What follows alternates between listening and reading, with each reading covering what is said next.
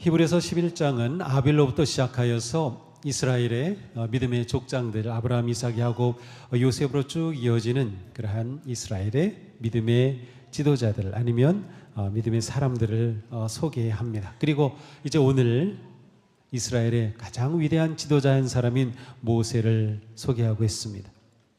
우리는 하나님의 계획이 믿음의 족장들을 통하여 계속 이어지고 또 점차 드러나고 드디어 모세 때에 와서 아브라함에게 주셨던 그 약속대로 많은 민족을 이루게 되었고 그들이 하나님의 백성으로 태어나는 그러한 위대한 약속의 성취 과정을 보게 됩니다.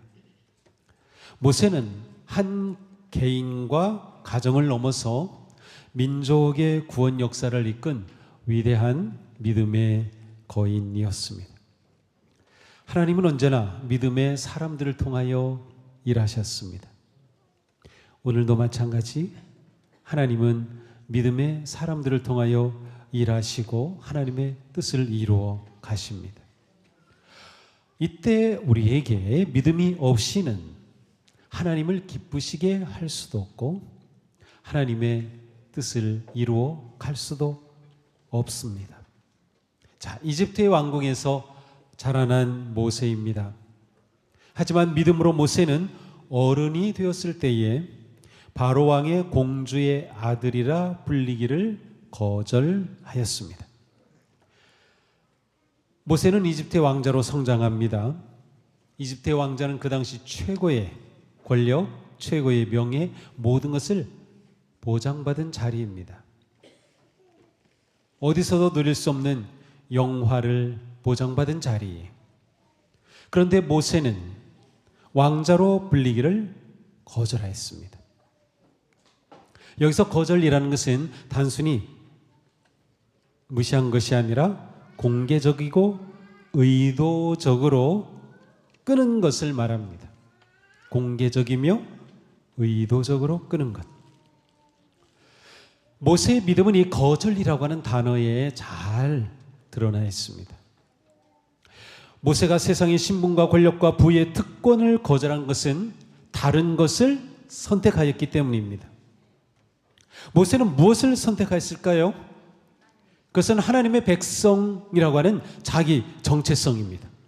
나는 하나님의 자녀다라고 하는 자기 정체성을 선택하였기에 그는 이집트의 왕자로서 누릴 수 있는 모든 것을 거절하였던 것이죠.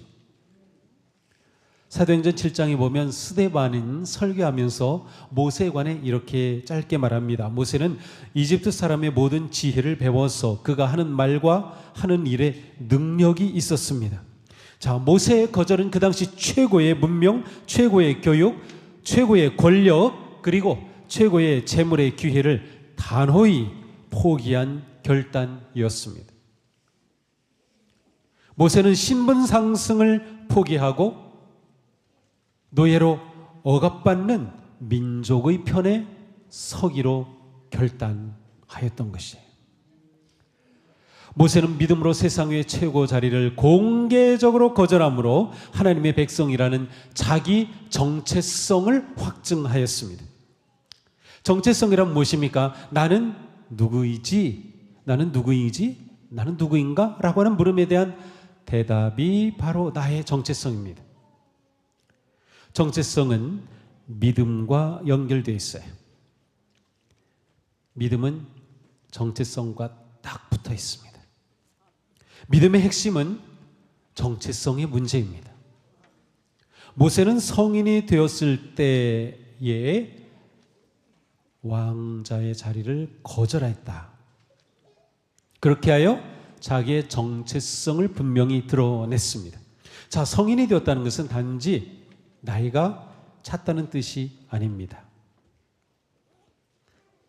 보통 성인은 몇 살이 성인인가요? 18, 19, 20세? 성인이죠. 그렇다면 모세가 20세가 되었을 때 그런 의미가 아닙니다. 여기서 말하는 성인이라는 것은 자기 존재에 대한 자각, 내가 누구인지에 관한 물음에 내 정체성에 대한 결정과 그렇게 할 능력과 그 결정에 대한 책임을 질 수 있는 시점이에요. 그것은 한순간일 수도 있고 어떤 때일 수도 있을 거예요. 신앙적으로 이러한 때를 우리는 카이로스의 때라고 합니다. 1시간, 2시간, 하루 이틀, 한 달, 2달 흘러가는 일반적인 시간이 아니라 내 인생의 놀라운 경험, 놀라운 사건, 내 인생이 새로워지는 어떠한 순간들, 바로 그 시간이에요. 바로 성인이 되었을 때는 그러한 뜻입니다.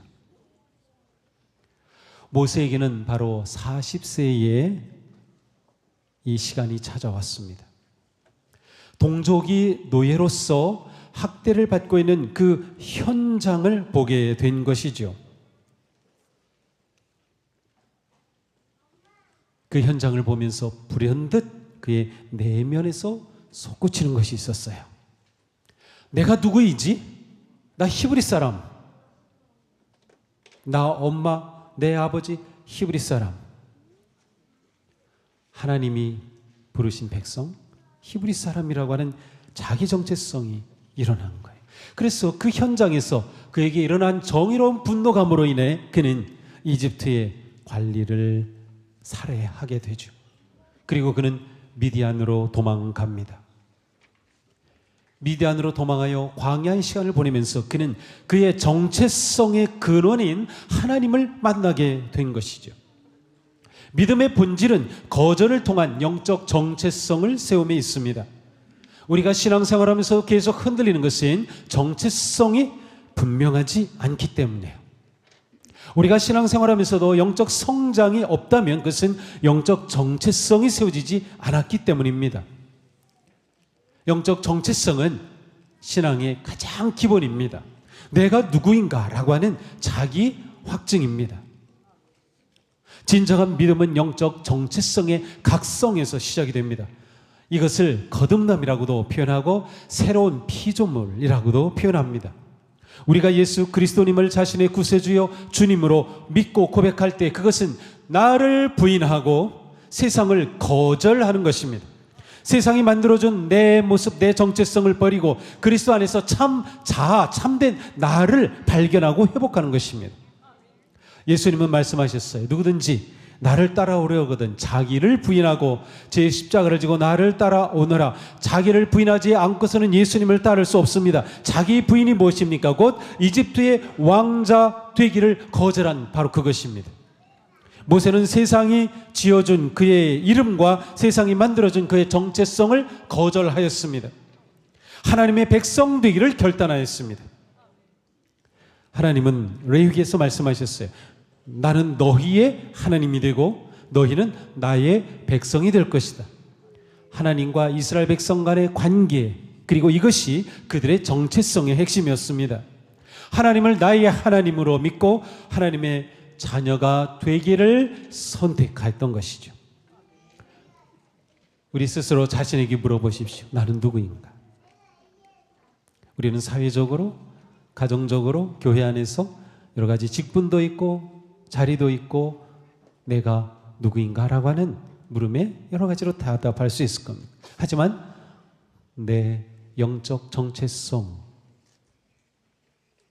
내 가장 깊은 내 존재 핵심의 그 정체성, 나는 누구입니까? 사도 바울은 이렇게 고백합니다. 내 주 예수 그리스도를 아는 지식이 가장 고귀함으로 나는 그 밖의 모든 것을 해로 여깁니다. 나는 그리스도 때문에 모든 것을 잃었고 그 모든 것을 오물로 여깁니다. 나는 그리스도를 얻고 그리스도 안에 있는 사람으로 인정받으려고 합니다.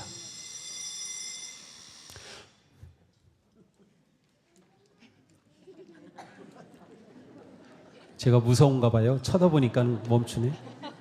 어디서 나온 거죠?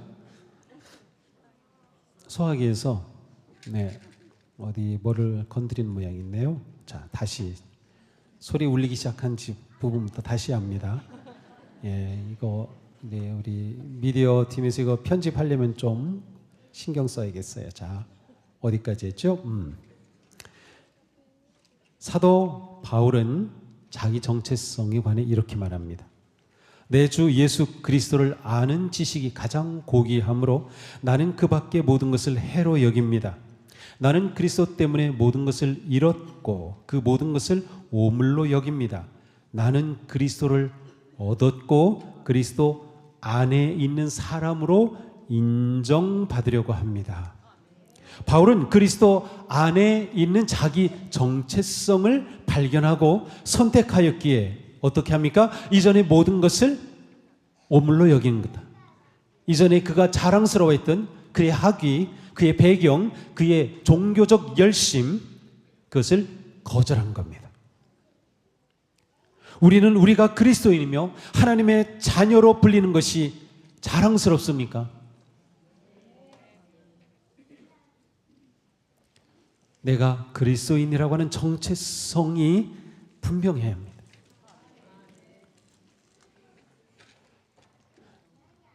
예를 들어 식당에서 음식을 먹을 때 기도하는 게 부끄럽습니까? 누군가가 내가 그리스도인이라는 것을 아는 것이 부끄럽습니까?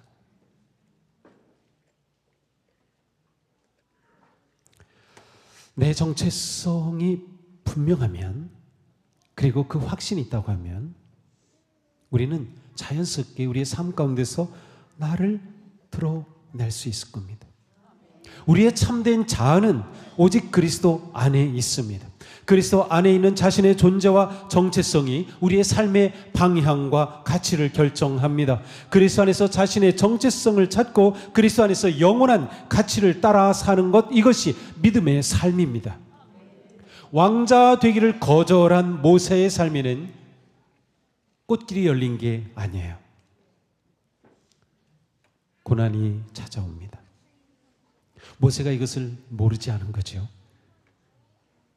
이집트의 그 영광, 그 영의 모든 것 포기할 때에는 그의 앞길에 다가올 것 다 보았던 것이에요. 그래서 거절이라고 하는 것이 의도적인 결단인 것이에요. 의도적.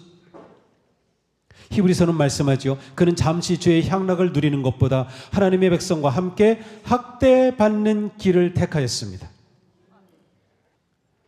모세가 선택한 것은 향락이 아니라 고난이었고 잠시의 쾌락이 아니라 영원한 가치였습니다. 히브리서가 기록될 당시 향락이라고 하는 이 단어는 헬레니즘 세계에서 최고의 행복을 말하는 단어였습니다. 그러나 히브리서는 그것을 죄악에 속한 일시적 만족으로 규정하면서 모세의 결단과 선택의 의미를 드러냅니다. 학대라고 하는 단어는 함께 고난받는다는 의미가 포함이 되어 있습니다. 그러므로 모세가 선택한 학대는 단순한 자기 개인의 고난만이 아니라 공동체의 고난이며 더 나아가 그 고난에 자신이 자발적으로 참여한 것입니다. 이집트의 왕국은 세상의 부귀와 권력과 명예와 쾌락을 약속했지만 모세는 그 모든 것을 잠시 누리는 죄로 보았던 것이죠. 모세에게는 영원한 가치가 있었던 것이에요. 그러므로 모세는 영원한 기쁨을 위해 잠시의 학대를 받았던 것입니다.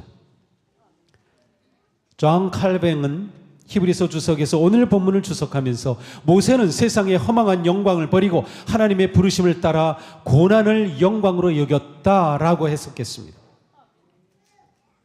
그리스도 안에서 하나님의 자녀의 정체성이 확실한 사람은 고난을 하나님의 섭리하심으로 봅니다.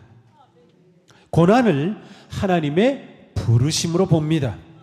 모세는 일시적 만족과 영원한 가치 사이의 긴장 속에서 믿음으로 동족과 함께 고난받는 길을 선택하였습니다.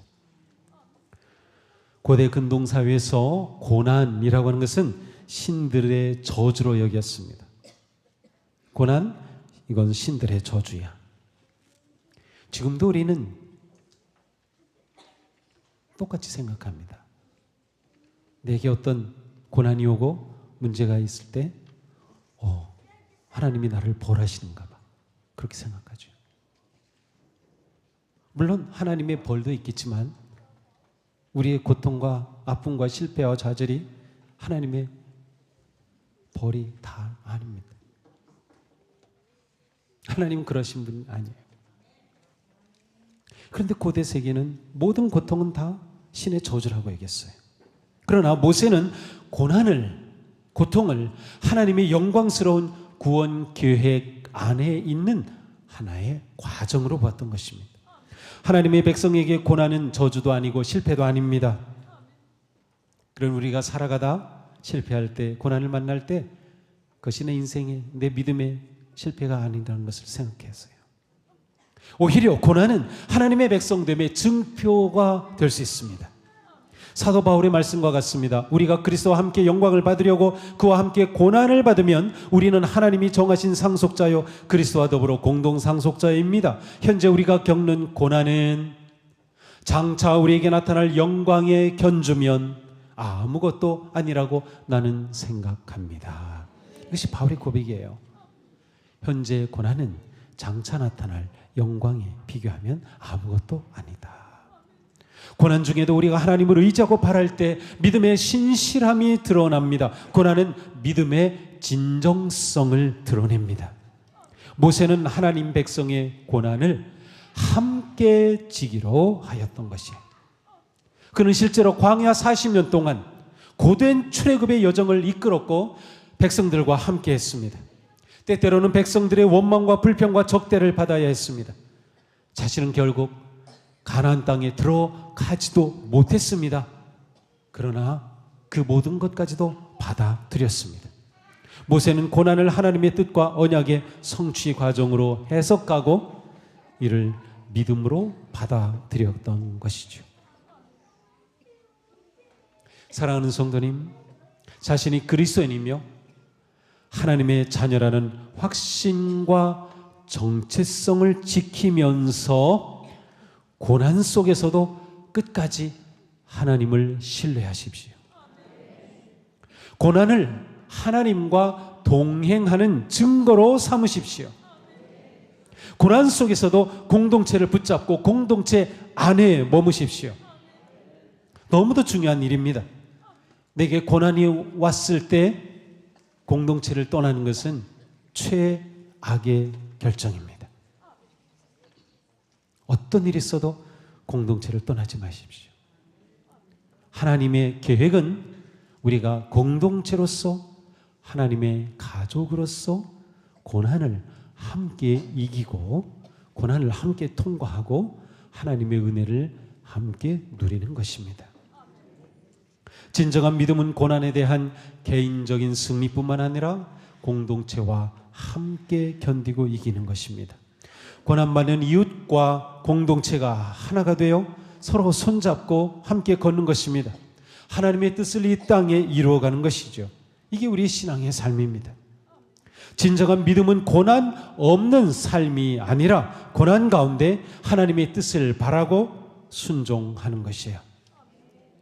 세상은 순간의 즐거움을 추구하지만 하나님의 자녀인 우리는 하나님의 섭리 안에서 영원한 영광을 바라봅니다. 모세가 그러하였습니다. 모세가 이렇게 고난의 길을 택하였던 것은 첫 번째로 그의 정체성을 확실하게 확증하였기 때문이며 두 번째로 그 정체성의 확증으로 인해서 받는 고난이 과정이라고 믿었기 때문입니다. 세 번째로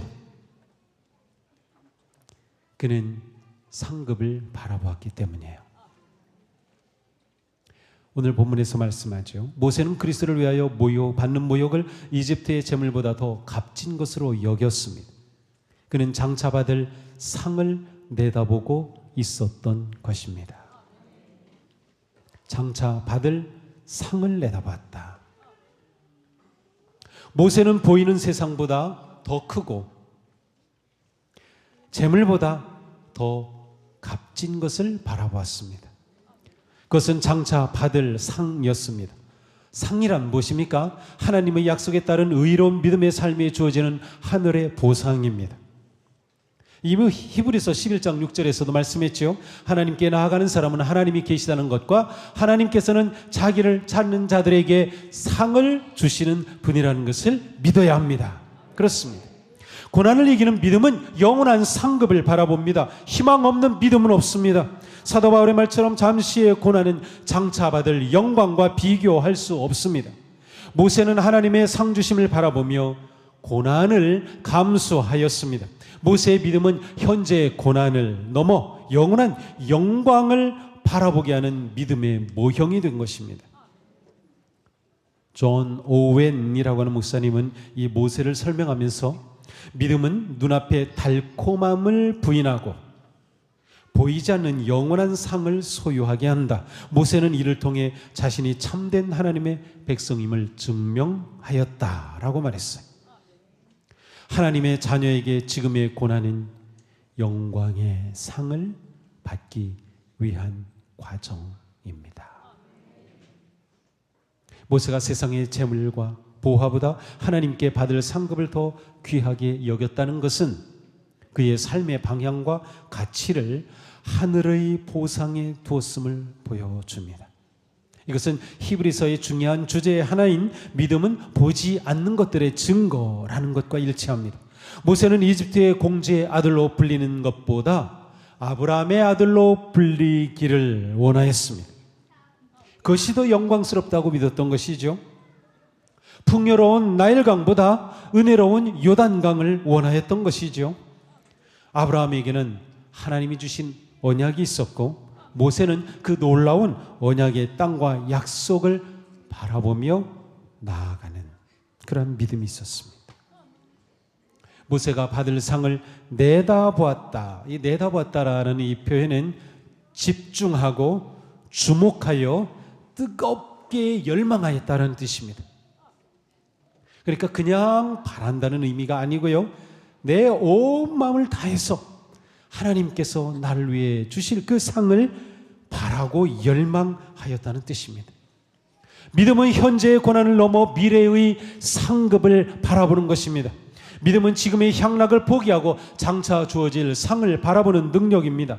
그러므로 믿음은 바라는 것들의 확신인 거예요. 성경에서 상이라고 하는 단어가 처음 나오는 것은 하나님께서 아브라함에게 언약을 주시는 말씀 가운데입니다. 창세기 15장 1절입니다. 여호와의 말씀이 환상 중에 아브라함에게 임하여 이르시되 아브라함아 두려워하지 말라. 나는 내 방패요 너의 지극히 큰 상급이니라. 여기서 굉장히 중요한 포인트가 무엇이죠? 나는 내 방패요 너의 상급이다. 아브라함에게 약속하신 상급의 핵심이 뭐죠? 하나님 자신이에요. 내가 너의 상급이다 라고 말씀하신 거예요. 재물이 너의 상급이다. 너에게 줄 그 땅이 너의 상급이다. 아니에요. 내가 너의 상급이다. 굉장히 중요합니다. 우리가 바라는 상급이 바로 이것입니다.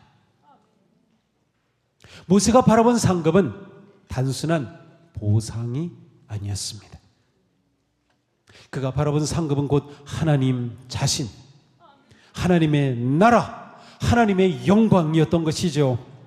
사도 요한은 요한계시록에서 믿음으로 승리한 자들에게 주시는 하나님의 상급을 이렇게 말씀하죠.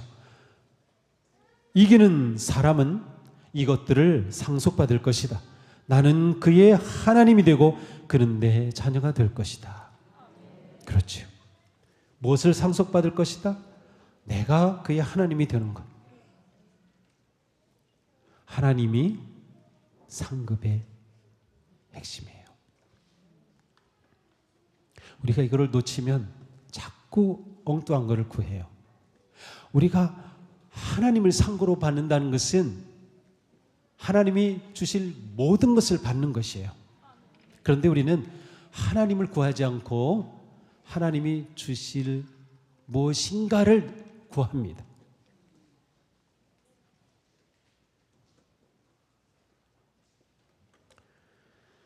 저의 자녀들이 아빠에게 도움을 요청할 때가 있어요. 근데 만약 자녀들이 저에게 아빠, 제가 이게 필요해요. 이거 주세요 라고 말할 때 제가 볼 때 이 아이가 정말 아빠를 의지하고 사랑하고 내가 아빠임을 기뻐하며 이거를 구하는 건지, 아니면 이 아이가 정말 여기에 갖고 싶어서 구하는 건지 저는 느낄 수 있어요. 그래서 무엇을 구하든지 저는 주는 것이 제 기쁨이고 행복이에요. 집을 팔아서라도 다 줄 거예요. 우리가 하나님이 내 최고의 상급이다. 이게 너무나도 중요한 거예요. 이 포인트를 잡으면 우리가 신앙생활을 하면서 무엇이 중요한지를 알 수 있어요. 자꾸 다른 거 구하지 말고요. 하나님을 구하셔야 돼요. 우리가 정말 원하고 열망하는 것이 하나님의 나라, 하나님의 영광이 되어야 하는 것이죠. 어떤 위기와 고난 속에서도 오직 하늘의 상급을 바라보시기 바랍니다. 하나님의 임재와 다스리심, 곧 하나님의 나라를 구하며 그리스도 안에서 승리의 기쁨을 누리시기를 축복합니다. 너희는 먼저 하나님의 나라와 그의 의를 구하라. 주님이 가르쳐 주셨잖아요. 그의 의가 무엇이에요? 우리와의 관계입니다. 하나님을 구하는 겁니다. 모세는 상급을 받았기에, 하나님을 바랐기에 하나님의 부르심 앞에 담대하게 순종하였습니다. 히브리서는 말씀합니다. 믿음으로 그는 왕의 분노를 두려워하지 않고 이집트를 떠났습니다. 그는 보이지 않는 분을 마치 보는 듯이 바라보며 견뎌냈습니다. 믿음으로 모세는 유월절과 피 뿌리는 의식을 행하여서 모든 맏아들 및 맏배를 멸하는 이가 그를 건드리지 않게 하였습니다. 자, 순종하여 이집트를 떠난 모세입니다. 왜? 하나님을 구했기 때문에. 그는 행동으로 순종하였어요. 왕자의 모든 것을 거절하였고 이집트를 떠났고 모든 것을 견디었고 유월절 의식을 행했고 하나님의 모든 말씀에 순종하였어요. 모세는 이집트의 권세와 유혹을 단호하게 끊어 주님의 부르심을 따른 것이죠. 파라오의 분노와 위협보다 하나님의 권세를 두려워했습니다. 파라오의 분노도 광야의 위험도 백성들의 불평도 그를 멈추게 하지 못했습니다. 또한 모세는 하나님의 구속의 은혜를 신뢰하며 유월절의 핏뿌림을 행하여 순종하였습니다. 이 순종으로 이스라엘 민족의 구원과 출애굽의 길이 열린 것이죠. 모세는 보이지 않는 하나님을 바라보며 담대히 순종하였습니다. 이는 탁월한 믿음의 거인들의 공통점입니다. 순종함. 믿음과 순종의 행함은 언제나 함께 갑니다. 이것이 믿음의 영웅들의 특징입니다. 바울은 이런 믿음의 삶을 한마디로 이렇게 말합니다. 우리는 믿음으로 살아가지 보는 것으로 살아가지 아니합니다. 모세는 보이는 대로 살지 않았습니다. 그는 눈에 보이는 대로 따르지 않았습니다. 그는 그것들을 거절하였습니다. 그렇게 하여 그의 정체성을 지켰습니다. 그렇게 하여 그는 하나님의 섭리를 보았습니다. 그렇게 하여 그는 하나님의 뜻에 순종하였습니다. 순종은 믿음의 열매입니다. 디트리 보네프는 이렇게 말했습니다. 순종 없는 믿음은 믿음이 아니며 믿음 없는 순종은 순종이 아니다. 담대한 순종은 하나님이 지금 이곳에 함께 하심을 확신하는 믿음에서 옵니다. 모세는 눈에 보이지 않는 하나님을 지금 여기에 계신 분으로 보았어요. 믿음은 바라는 것들의 확신이요 보이지 않는 것들의 증거입니다. 지금 이곳에 함께 하시는 하나님을 경외하는 믿음이 세상을 이기는 것이에요. 하나님은 모세의 순종을 통하여 이스라엘 민족을 구원하시고 그 민족을 하나님의 백성으로 세우셨습니다. 사랑하는 성도 여러분, 우리의 믿음은 순종으로 완성됩니다. 우리는 주님을 믿기에 주님을 따르며 주님을 따르기에 우리는 두려움을 넘어 순종할 수 있습니다. 부활의 주님이 우리와 함께 하십니다. 우리와 함께 하시는 주님을 의지하고 신뢰하십시오. 눈에 보이는 조건을 넘어서 보이지 않는 하나님을 믿음으로 바라보십시오. 세상의 위협을 두려워하지 않으며 믿음의 순종으로 하나님의 거룩한 구원 계획에 동참하는 복된 성도들이 되기를 축복합니다. 모세 한 사람의 순종으로 민족을 살리고 세웠듯이 우리도 온전히 순종할 때 나를 세울 뿐만 아니라 내 가정을 세우고 교회를 세우고 세상을 살리는 진정한 믿음의 자녀들이 되기를 축복합니다. 기억하십시오. 믿음의 사람은 보이는 대로 살지 않습니다. 보이는 대로 따라가다가는 우리의 정체성도 잃어버리고 우리의 믿음도 잃어버리고 우리의 소망도 잃어버리고 우리가 바라볼 상급도 놓치는 겁니다. 우리에게 믿음이 있다는 것은 눈에 보이는 대로 살지 않고 믿음의 눈으로 산다는 것이죠. 우리가 이렇게 살면 우리 누구나 다 믿음의 영웅들이 될 것입니다. 이 시대 우리가 믿음의 영웅으로 살아 우리의 다음 세대에게 아름다운 믿음을 물려주며 신앙의 유산을 계승하는 복된 우리들, 복된 우리 교회가 되기를 축복합니다. 기도합시다.